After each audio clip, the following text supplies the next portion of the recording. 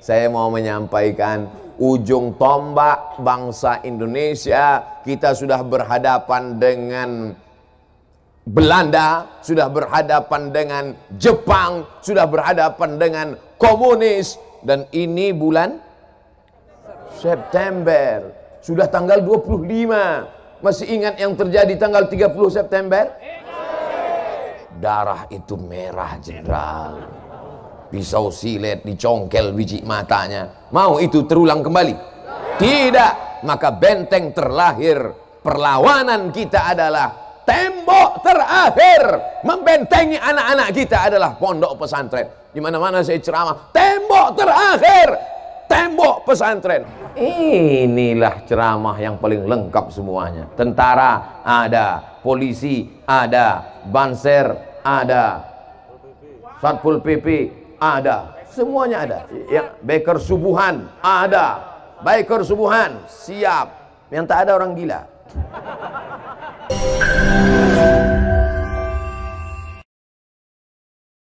Jangan lupa subscribe, like, and share. Digugu dan ditiru. Guru itu tidak semuanya ditiru. Dari mulai cara berpakaiannya. Jadi kami ikut cara berpakaian Ustadz Somad yang aneh pagi ini.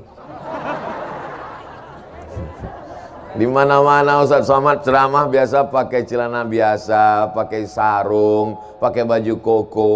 Saya yakin dan percaya dari tatapan matamu kulihat ada tanda tanya. Saya habis dari sini nanti ada perjuangan besar.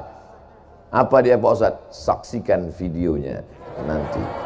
Oleh sebab itu, maka hari ini pertemuan yang luar biasa ini saya mau menyampaikan ujung tombak bangsa Indonesia. Kita sudah berhadapan dengan Belanda, sudah berhadapan dengan Jepang, sudah berhadapan dengan komunis, dan ini bulan September, sudah tanggal 25. Masih ingat yang terjadi tanggal 30 September? Darah itu merah, jenderal. Pisau silet dicongkel biji matanya. Mau itu terulang kembali? Tidak. Maka benteng terlahir perlawanan kita adalah tembok terakhir membentengi anak-anak kita adalah pondok pesantren. Di mana-mana saya ceramah, tembok terakhir, tembok pesantren. Masalahnya di pesantren Firdaus nggak ada temboknya. Jadi saya biasanya kalau ceramah saya tunjuk tembok. Tembok itulah benteng terakhir. Kalau tembok itu tumbang, hancur anak-anak kita. Temboknya dari tadi saya perhatikan nggak ada. Beginilah pesantren yang ideal. Pesantren tanpa tembok menyatu dengan masyarakat. Sekarang kita melihat ada pondok pesantren di tengah kampung. Temboknya setinggi mata memandang. Waktu di dalam tembok orang sholat berjamaah, di dalam tembok orang baca Quran, di dalam tembok orang jilbabnya panjang. Begitu keluar dari tembok langsung kelepak bala 6. Pesantren tidak berpengaruh terhadap masyarakat. Pesantren Al-Firdaus tidak demikian, menyatu dengan masyarakat. Makanya tadi saya tanya, ini kita di mana ini? Ini pesantren. Kok nggak ada pintu gerbangnya? Pesantren mesti menyatu dengan masyarakat. Pesantren mesti mempengaruhi masyarakat sehingga tak ada beda antara yang di luar dengan yang di dalam. Sama-sama baca Quran. Amin. Sama-sama sholat berjamaah. Amin. Sama-sama jilbabnya panjang. Amin. Sekarang di dalam pondok pesantren, santrinya, santriwatinya, anak perempuannya pakai jilbab, pakai cadar, yang nampak hanya biji matanya saja. Begitu keluar dari tembok pesantren, yang tertutup malah matanya, yang lain terbuka. Yang saya ceritakan ini fakta atau fiktif? Yang saya sebutkan ini hak apa hoax? Bingung apa hak, apa hoax, apa hoax, apa hak. Oleh sebab itu maka pondok pesantren mesti menyatu dengan masyarakat. Jangan terlalu bangga bercerita di pesantren ramainya sholat berjamaah, tapi masyarakat tidak ada yang sholat berjamaah. Oleh sebab itu maka masyarakat keliling ini mendapatkan rahmat dengan adanya pesantren Al-Firdaus. Anak-anak ini kita tidak tahu bakatnya apa. Maka dari sekarang Ada bakatnya kemana-mana, bawa obeng, buka bengkel. Entrepreneur, jangan paksakan. Kalau dia tidak mau sekolah, jangan paksa sekolah. Yang penting tamat pesantren, terserah setelah itu. Kau mau S1 nak? Iya, kita kirim ke Al-Azhar Kairo Mesir. Amin. Aku mau ngaji kitab nak, kita kirim ke Darul Mustafa Hadramaut Tarim. Amin. Aku mau S2 S3, kita kirim kemanapun sejauh mata memandang. Dia akan terbang. Di hari petang dia akan pulang membangun Lampung menjadi baldatun thayyibatun wa rabbun ghafur. Abdul Somad keliling ke sana kemari, keliling ke sana kemari. Nanti kalau mati gimana? Ya mati aja. Saya tidak akan pernah berduka kalau mati. Kenapa? Nanti kalau Ustaz Somad mati, siapa yang menggantikan? 1 juta anak Lampung akan siap menggantikan Abdul Somad. Betul? Nanti setelah mati. Jangan pernah takut siapa yang akan melanjutkan perjuangan ini di masa akan datang. Anak-anak muda yang sehat ini yang akan menggantikan kita semua Bapak Ibu. Kita ini semua akan mati. Diabetes? Mati. Jantung koroner?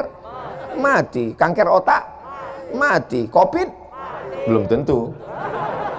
Kalau banyak minum obat kayu putih. Kabarnya obat Covid itu kayu putih. Diambil ke tisu, disedot, nggak juga mempan,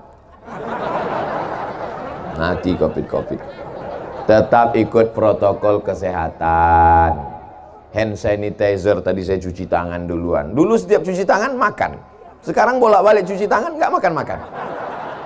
Tetap pakai masker. Lihat ibu-ibu semua pakai masker, bapak-bapak pakai masker. Ustaz Somad kalau nggak pakai masker, kalau saya pakai masker ceramahnya nggak jelas. Apa kata Ustaz? Itu maka saya buka, tapi masker tetap ada. Insya Allah semuanya dalam lindungan Allah Subhanahu wa ta'ala. Benteng terakhir mempertahankan iman dan Islam anak-anak kita adalah pondok pesantren. Andai mereka lulus dari pondok pesantren Al-Firdaus nanti, amin. Lalu mereka ikut tes polisi dan tentara, lulus apa enggak lulus? Lulus. Kenapa lulus? Karena dada mereka bersih, nggak ada asap rokok. Yang lain pas diperiksa, di dalam itu sudah aspal, hitam paru-parunya. Tapi mereka bersih, otaknya bersih. Kenapa? Karena tidak ada main game online PlayStation dan warnet. Hatinya bersih karena diajarkan kiai jangan hasad, jangan busuk hati, jangan dengki. Setelah bersih diisi dengan tawadhu, diisi dengan ridha, diisi dengan tawakal, diisi dengan qanaah, dan setiap pagi diisi dengan afdhaluz zikri fa'lam annahu la ilaha illallah, la ilaha illallah, la ilaha illallah, kalimatu haqqin 'alaiha nahya wa 'alaiha namutu wa biha nub'atsu insyaallah taala minal aminin. Mereka lulus jadi polisi dan tentara. Dan setelah mereka lulus jadi polisi dan tentara, tugas mereka dari Sabang sampai Papua, ada masjid-masjid yang selama ini ditinggalkan. Tidak ada lagi yang sholat di sana. Begitu mereka tugas di sana, mereka hidupkan mikrofon, mereka yang azan langsung. Tentara azan, komandan korem, Allahu Akbar, Allahu Akbar. Begitu kalau tentara yang azan. Semua orang kampung terkejut. Apa ini? Kenapa tiba-tiba musola yang selama ini kita tinggalkan ada yang azan? Mereka ngintip. Begitu mereka intip ada tentara lengkap dengan pistolnya sholat. Kira-kira penduduk kampung sholat atau enggak? Sholat, ketakutan semuanya. Disitulah kita bangga dengan anak-anak kita. Betul? Mereka akan jadi polisi. Mereka tugas di Kapolres, di Kapolda, di Polda, di Polres, jadi Kapolda, jadi Kapolres, sampai Polsek, sampai Babinsa, sampai di tengah masyarakat. Mereka yang mengajak membaca Al-Quran malam Jumat. Mereka kumpulkan masyarakat. Mereka baca Bismillahirrahmanirrahim, Yasin wal Qur'anil Hakim. Kira-kira masyarakat ikut apa enggak? Ikut semuanya masyarakat. Kenapa masyarakat ikut? Karena ada pistolnya, guys. Bangga atau tidak kalau polisi dan tentara menghidupkan surau, langgar dan musola? Bangga atau tidak? Takbir. tetap cinta negara kesatuan Republik Indonesia. Jangan benturkan antara takbir dengan la ilaha illallah dengan Pancasila. Kenapa? Karena yang memperjuangkan Pancasila, yang memperjuangkan NKRI adalah mereka dulu yang meneriakkan Allahu Akbar mengusir Belanda. Betul? Apa teriakan Bung Tomo dulu ketika mengusir Belanda? Apa teriakan dulu ketika mereka mengusir Jepang? Allahu Akbar. Teriakan mereka adalah Allahu Akbar, serbu. Lari pontang-panting itu Belanda. Tinggal terong Belanda. Betul? Oleh sebab itu santri-santri ini harus semangat, harus sehat. Jadi jangan bayangan orang santriwan itu pakai sarung, pakai peci, gayanya lotoy leo, lunglai, lesu, gayanya mau mati aja. Santriwan santriwati adalah yang semangat luar biasa, betul? Sehat luar biasa. Nahu mantap, sorob mantap, balaghah mantap, ma'ani mantap, mantik mantap, bayarnya apa lagi? Tafsir ulumul Quran, tajwid arud qawafi, ulumul hadis, mustalah hadis, rijalul hadis. Tapi juga dalam kepalanya fisika, kimia, biologi, matematika, bahasa Inggris. Betul? Otak kiri, otak kanannya main. Nggak main otak, otak-otak main kan. Makanya anak pesantren itu anak yang paling pintar dan paling cerdas. Karena dalam kepalanya macam-macam ada pelajaran. Cuman masalahnya orang sekarang, kalau anaknya 3, mana yang paling bodoh, itu yang dimasukkan ke pesantren. Bukan begitu. Mana anak yang paling pintar, mana anak yang paling jenius, mana anak yang paling cerdas, mana anak yang paling smart, itu yang dikirim ke pesantren. Itu yang akan memperjuangkan agama di masa akan datang. Betul? Kenapa perlu kalau bapak ibu punya anak 3, yang satu isi kepalanya 4 giga, yang satu ada 4 tera, masukkanlah yang 4 tera itu, 1 juta giga di kepalanya. Kenapa? Karena memang anak pesantren perlu space yang besar. Karena akan dimasukkan ke kepalanya 30 juz Al-Quran. Amin.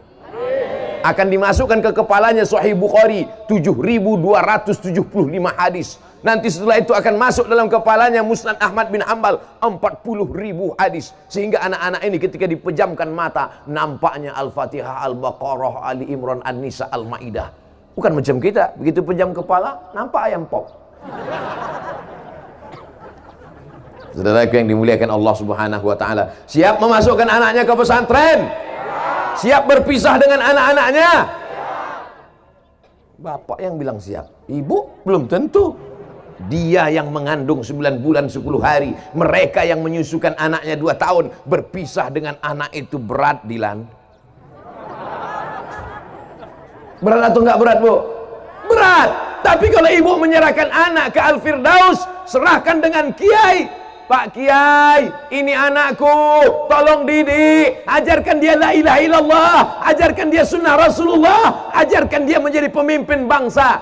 Jangan tinggalkan anak di pesantren dengan uraian air mata. Siap?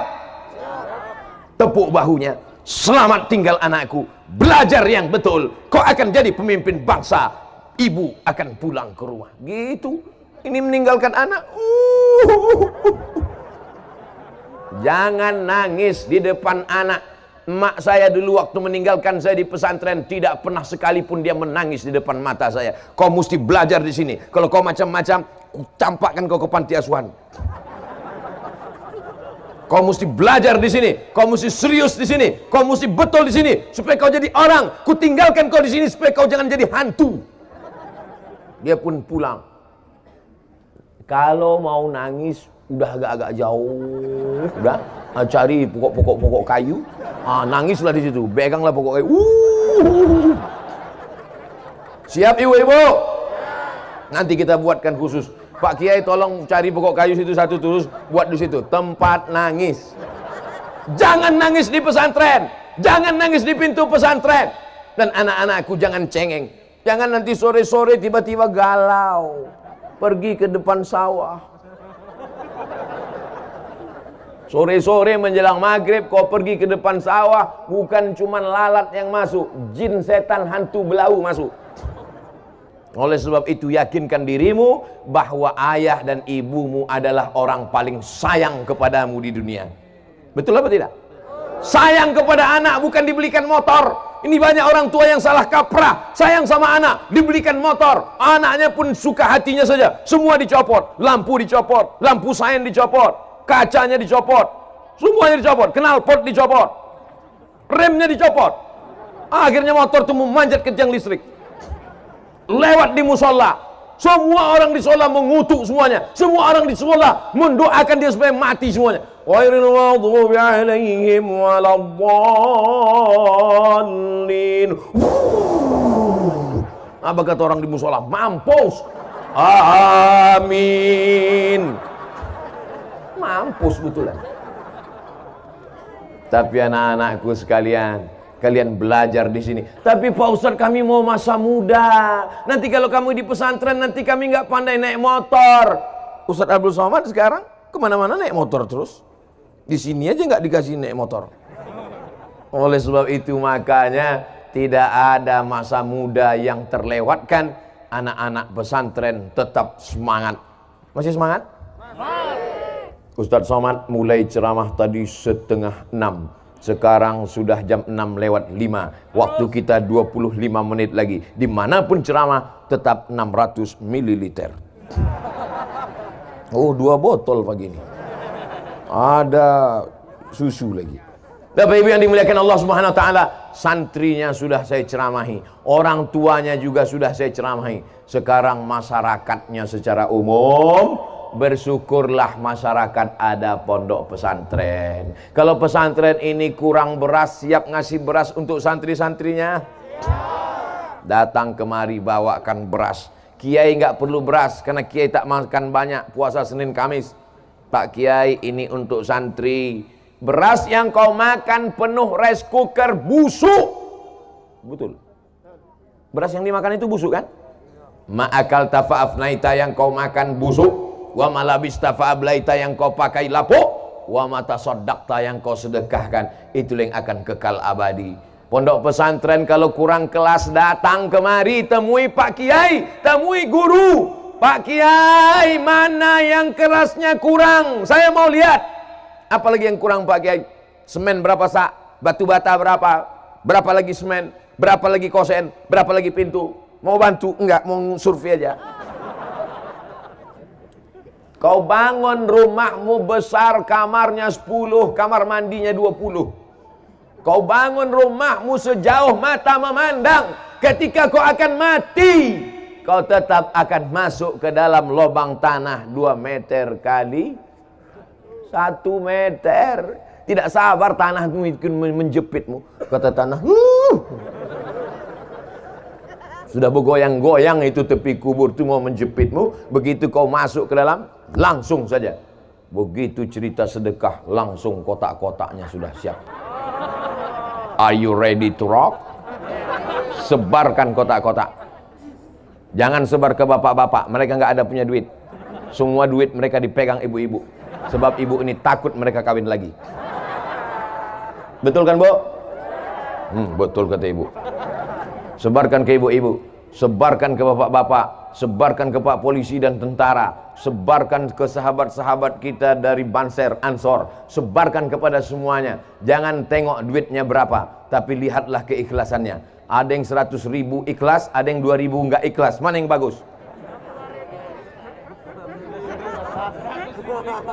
Saudara yang dimuliakan Allah Subhanahu wa taala, kalau ada di dompetmu 1 juta, dengar baik-baik, fokus, masih konsen.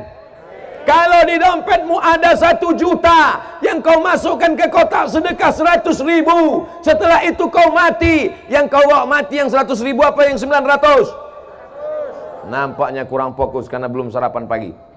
Kalau di dompetmu ada 100, saya pula enggak fokus. Kalau di dompetmu ada 1 juta, 100.000 kau masukkan dalam kotak sedekah, setelah itu kau pulang ke rumah, mati, yang kau bawa mati yang 900.000 di dompet, apa yang 100.000 yang masuk ke dalam? Yang 100.000 itu yang akan dibelikan semen, yang akan dibelikan kerikil, yang akan dibelikan batu bata, yang akan dibelikan kosen, yang akan dibelikan lampu. Itu yang akan membuat kuburmu terang benderang. Itu yang akan membuat kuburmu lapang sejauh mata memandang. Betul? Masukkan duitmu ke dalam kotak sedekah sama kartu-kartu ATM-nya sekalian.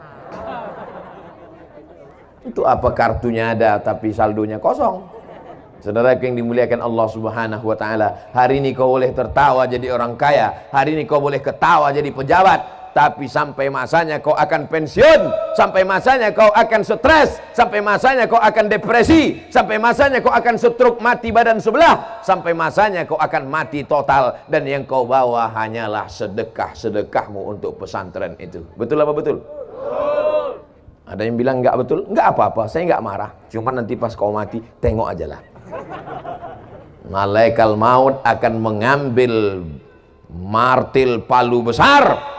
Malaikat mungkar nakir memukulkannya ke kepalamu sekali pukul, masuk jasadmu, badanmu ke dalam bumi lapisan yang ketujuh. Setelah itu diangkat lagi ke atas, dipukulkan lagi, masuk ke lapisan bumi yang ketujuh, naik lagi ke atas. Berapa lama proses itu? Sampai hari kiamat. Makanya tadi sebelum salam kita minta, Allahumma inni a'udzubika min adzabi jahannam, amin, wa min azabil qabri. Makanya kita kalau lewat di kubur mengucapkan salam, assalamualaikum ya ahlad diyar minal mu'minin wa inna insyaallah bikum lahiqun yarhamullah al-mustaqdimin wal mustakhirin nasallallahu lana wa lakumul afiyah. Selamatkan orang yang ada di kubur ini dari azabku, dan di antara yang menyelamatkan azab kubur adalah sedekah. Insyaallah yang memasukkan uang 100.000 ke kotak selamat dari azab kubur. Amin. Yang 2.000 ragu saya.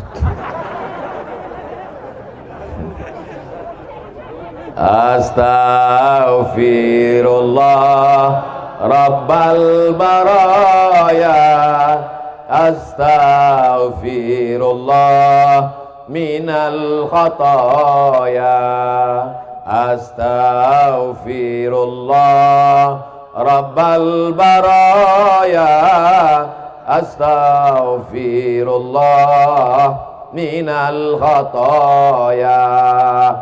Yang nggak punya dosa tolong angkat tangan.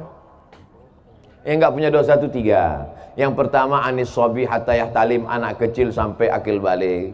Yang kedua anil naim hatta yastayqiz, orang tidur sampai bangun. Yang ketiga anil majnun hatta yafiq, orang rumah sakit jiwa sampai sembuh. Anak kecil sudah akil balik, yang tidur sudah bangun semua. Tinggal yang alternatif yang ketiga. Tidak ada cara lain untuk mencatat amal kecuali dengan sodakoh. Idza matal insan, kalau manusia mati, inqata'a, putus amalnya.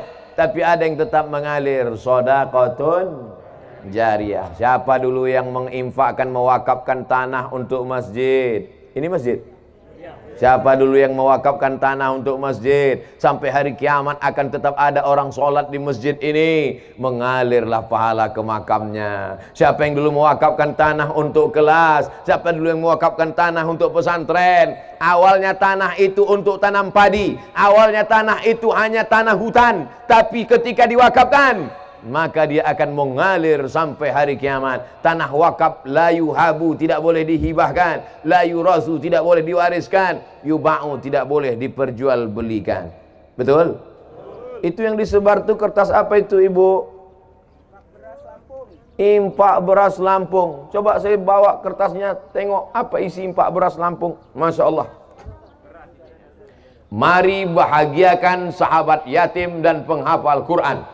Mau menjadi orang tua asuh, sisihkan 25.000 setiap bulan. Siap ngasih 25.000 tiap bulan? Hanya 25.000, Beb. Bukan banyak. 25.000 tiap bulan ditransfer ke Bank Syariah Mandiri. Kodenya 451 7999 665227. Gerakan Impak Beras Lampung. Datang ke kantor, dan sekarang alhamdulillah di Lampung sudah terkumpul tiap bulan 5 ton beras. Banyak apa enggak 5 ton itu? Banyak apa enggak? Tapi saya bulan lalu ke Yogyakarta sudah terkumpul 40 ton. Di Bandung 90 ton. 5 ton masih banyak apa dikit? Tadi katanya banyak. Insya Allah setelah kita iklankan ini, Lampung akan mengalahkan Yogyakarta dan Bandung. Berlomba-lomba dalam kebaikan. Diminta 25.000, ternyata mereka kirim 250.000. Ternyata banyak yang nggak setuju. Diminta 25.000, mereka transfer 2,5 juta. Amin. Itulah yang akan mengalir setiap anak yatim yang memakannya, maka dikirimkan langsung. Kalau mau datang langsung bawa beras ke Gang Anggrek, Dusun Gunung Mas, RT 002, RW 001, Haji Mena, Natar, Lampung Selatan, Indonesia. Abdul Somad tidak ada keuntungan apapun dari beras-beras ini. Murni semuanya akan disalurkan ke pondok-pondok pesantren fakir miskin, anak yatim dan duafa. Satu butir beras yang masuk ke mulut mereka, pahalanya mengalir untuk Abdul Somad. Banyak yang nggak setuju.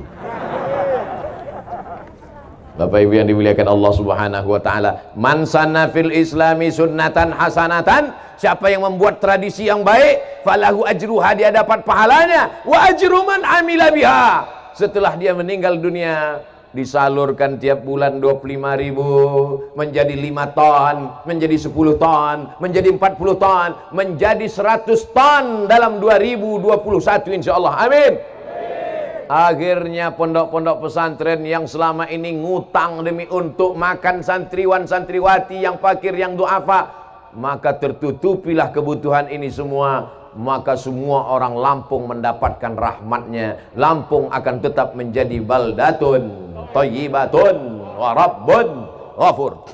Berkumandang solawat di seluruh Lampung, berkumandang zikir baca Quran di seluruh Lampung. Maka apa janji Allah? Walau anna ahlal qura amanu, kalau penduduk Lampung itu beriman, wattaqau, penduduk Lampung itu bertakwa, beriman, bertakwa, la fatahna alaihim barakat, kami akan bukakan barokah-barokah dari langit, turun hujan, kelapa-kelapa pun lebat, durian-durian pun lebat. Ada pokok durian? Pisang-pisang pun lebat, padi-padi pun lebat. Tapi kalau sudah ingkar kepada Allah, walakin kadzabu, kalau mereka mendustakan ayat-ayat Allah, akhaznahum, kami cabut rahmat itu menjadi laknat. Mau rahmat di Lampung ini berubah menjadi laknat? Kalau mau, na'udzubillah. Kalau tak mau berubah menjadi laknat, maka tetap ramaikan masjid, surau, langgar, musola dengan solat berjamaah, ramaikan subuh dengan istighfar. Alhamdulillah, tadi di dekat hotel penginapan, belum lagi azan subuh, sudah ada pengajian. Di mana-mana pengajian setelah subuh. Tiba-tiba saya dengar ada pengajian. Loh, hebatnya Lampung. Ada pengajian. Begitu keluar dari hotel, kok pengajiannya nggak berhenti-berhenti? Rupanya kaset. Kaset Ustaz Adi Hidayat diputar dekat hotel. Saudaraku yang dimuliakan Allah Subhanahu wa taala, masih syukur ada kaset di musola. Di beberapa masjid musola sekarang, pengalaman pribadi saya ketika pengalaman dana untuk Palestina, kami berangkat dari rumah jam 4 subuh, subuhnya jam 5, jam 5 kami berhenti di pinggir jalan, masuk ke musola, ke masjid, 2 kali berhenti, 2 kali masjidnya dikunci, digembok. Gak ada lagi orang sholat subuh, kaset pun gak hidup lagi. Di Lampung masih syukur kaset masih hidup. Di beberapa masjid sudah tidak ada. Untung nggak ditulis di masjid. Masjid Al-Ikhlas, bukanya Jumat aja. Siapa yang akan meramaikan masjid itu? Siapa yang akan membuka masjid itu? Siapa yang akan memimpin sholat berjamaah di sana? Siapa yang akan baca Quran dan selawatan di sana? Santriwan santriwati pesantren Al-Firdaus. Tidak akan ada lagi masjid surau langgar yang kosong dari sholat berjamaah. Tapi santriwati-santriwati yang tidak bisa azan, santriwati-santriwati yang tidak bisa membaca Quran bersuara melengking seperti laki-laki, mereka akan tetap melahirkan mujahid-mujahid fisabilillah. An-nisa imadul bilad, perempuan itu tiang negara. Kenapa masjid ini bisa kokoh? Karena tiangnya kuat. Coba kalau masjid ini tiangnya dari batang pisang, sudah lama tumbang, betul? Kenapa Ustaz Somad bisa gagah berdiri tegak di sini? Karena tiang pentas ini besi. Coba kalau tiangnya dari batang singkong, sudah lama tumbang. Gagah perkasa, kenapa? Karena suara mikrofonnya kuat. Coba kalau suaranya tak keluar.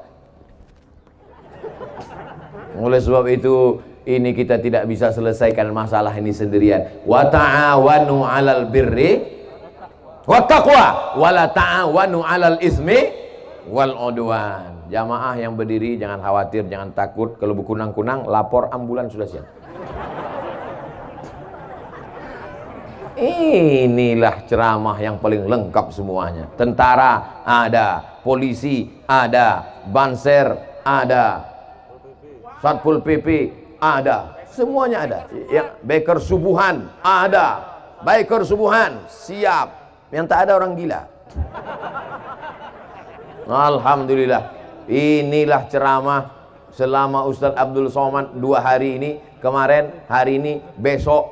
Ini ceramah yang teramai. Tapi sekarang zaman aneh, zaman ajaib. Dulu orang bingung bagaimana supaya pengajian ramai. Sekarang bagaimana supaya pengajian jangan ramai. Betul apa enggak betul? Berjarak.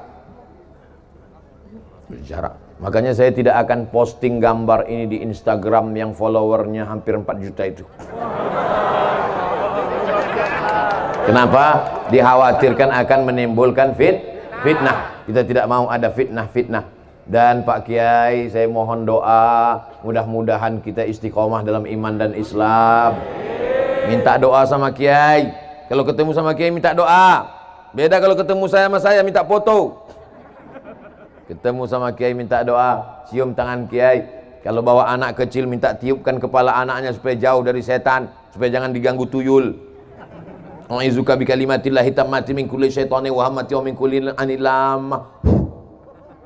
Ustadz Somad, tolong doakan Ustadz. Yang mau didoakan itu siapa? Suami saya Pak Ustadz. Hah? Doa apa? Gila main game online Pak Ustadz. La ilaha illallah. Mungkin suami saya diganggu setan Pak Ustadz. Kata setan, aku sudah lama nggak ganggu dia. Suamimu nggak diganggu setan. Memang dia yang udah kesetanan. Mudah-mudahan suami ibu baik-baik semua. Semua ibu-ibu yang hadir ke pesantren Al-Firdaus ini suaminya semuanya soleh-soleh.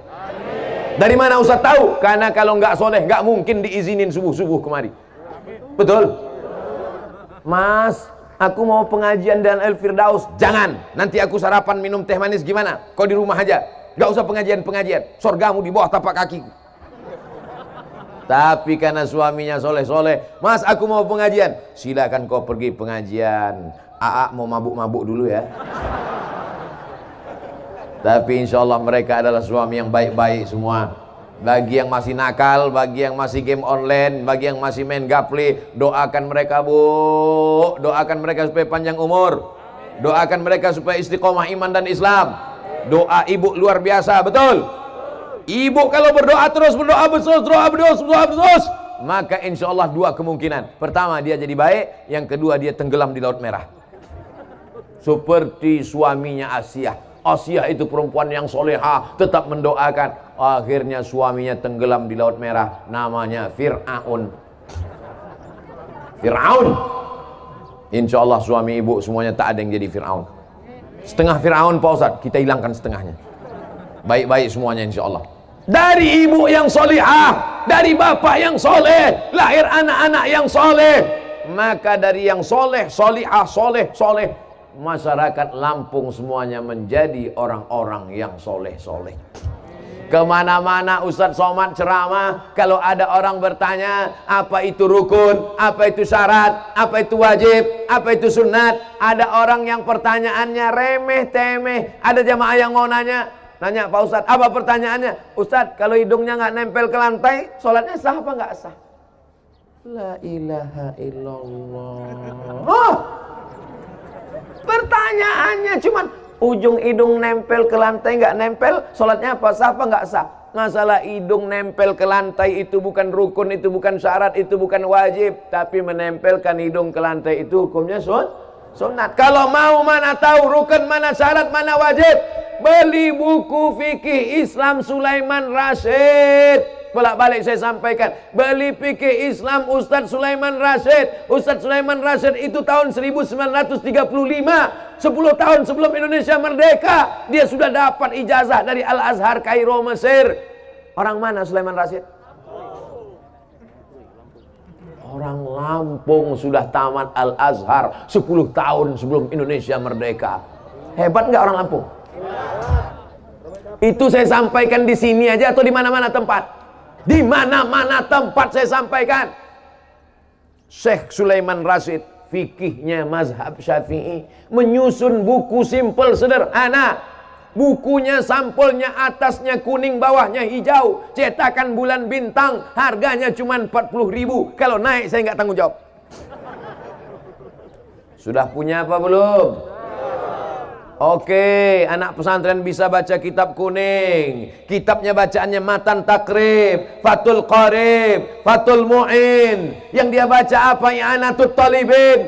Tapi yang tidak sekolah agama, yang nggak tahu baca kitab kuning, yang nggak tahu baca kitab Arab gundul, yang Arab gondrong aja dia nggak bisa baca. Maka fikih Syekh Sulaiman Rasyid orang Lampung menjadi alternatif. Di mana-mana itu saya sampaikan. Jangan sampai saya sampaikan ceramahnya di Sumatera Utara, saya sampaikan di Kalimantan Selatan, saya sampaikan di Sulawesi Selatan, saya sampaikan di Sorong, Papua. Orang Lampung nggak punya. Kamu udah punya buku Syekh Sulaiman Rasyid fikih Islam? Enggak Pak Ustadz. Kenapa nggak beli? Karena saya orang Lampung, nggak perlu beli lagi. Saudaraku yang dimuliakan Allah Subhanahu wa taala, saya tidak tahu di mana rumah Syekh Sulaiman Rasyid. Saya tidak tahu berapa anaknya, di mana rumahnya. Orangnya sudah lama meninggal dunia. Jabatannya pernah menjadi rektor IAIN Lampung. Tapi bukunya sampai hari ini kekal abadi. Apa pelajaran dari sini? Anak-anakku santriwan santriwati pesantren Al-Firdaus, menulislah nak, menulislah supaya orang di masa akan datang tahu bahwa kau pernah hidup di masa lalu. Kalau kalian meninggal dunia, rumah akan hancur, tapi tulisan kalian tak pernah hancur. Maka menulislah. Nanti selesai dari sini, tulis. Hari ini tanggal 25 September datang seorang penceramah ke tempat kami, namanya Ustadz Abdul Somad. Isi ceramahnya aku pun gak begitu konsen tahap apa aja. Aku lebih fokus lihat warna celananya. Tulisan kalian itu akan dibaca oleh anak kalian 20 tahun, 30 tahun akan datang. Pada saat itu sebagian bapak-bapak, ibu-ibu ini sudah meninggal dunia. Tapi Ustaz Somad masih hidup. Dan mereka akan berjumpa dengan anak-anak kalian. Ustaz Abdul Somad waktu itu bangga. Kenapa? Karena bapaknya soleh, alumni pesantren Al-Firdaus. Anak-anaknya pun juga akan melanjutkan perjuangan ini insya Allah. Amin. Silih berganti, tongkat estafet dilanjutkan. Mati satu generasi. Pertamanya hijau, seperti tanaman padi, hijau. Setelah hijau, padi pun mulai menguning. Setelah menguning, dia pun dipetik, dituai. Setelah itu padi pun akan mati. Sekarang sedang hijau, sudah mulai menguning, sudah mulai lapuk. Sudah mulai. Ustadz kalau pas cerita lapuknya ke kami, oke, sudah mulai lapuk. Dan tak lama lagi akan mati. Teganya. Sekarang sedang hijau, sedang mekar-mekarnya padi, sedang hijau di tengah sawah. Tak lama lagi akan menguning. Setelah itu akan dituai, padi berubah menjadi beras. Setelah itu tanah pun akan mati. Begitulah siklus. Dulu yang mengisi Lampung ini nenek moyang kita. Nenek moyang kita mati digantikan oleh bapak ibu kita. Bapak ibu kita tua meninggal digantikan oleh kita. Dan kita pun tak lama lagi akan menghadap Allah. Putus asakah kita? Tidak. Karena anak cucu kita akan mewarisi Lampung tetap menjadi baldatun thayyibatun wa rabbun ghafur. Waktu memisahkan kita.